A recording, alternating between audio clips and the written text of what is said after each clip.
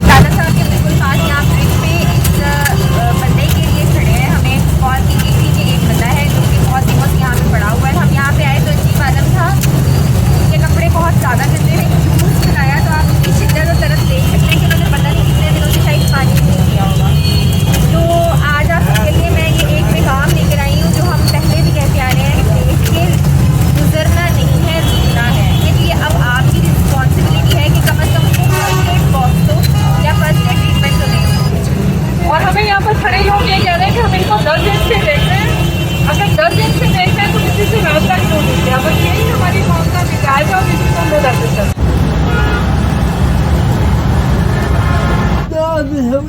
10 दिन हो गए। 4 दिन।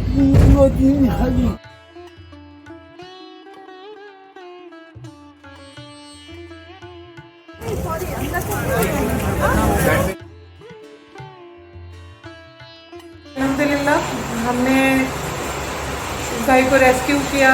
फिर एक बहुत मुश्किल प्रोसेस होता है हॉस्पिटल में भी इनको एडमिट करवाना अनअटेंडेड पेशेंट्स को। मेहताब भाई है जिनका नाम मेहताब ही है, अभी हॉस्पिटल पहुँच गए।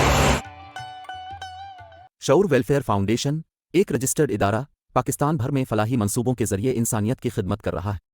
सदक़ात, ज़कात और अतियात के लिए डिस्क्रिप्शन में फॉर्म का लिंक मौजूद है। अतिया करें और खैर बांटें।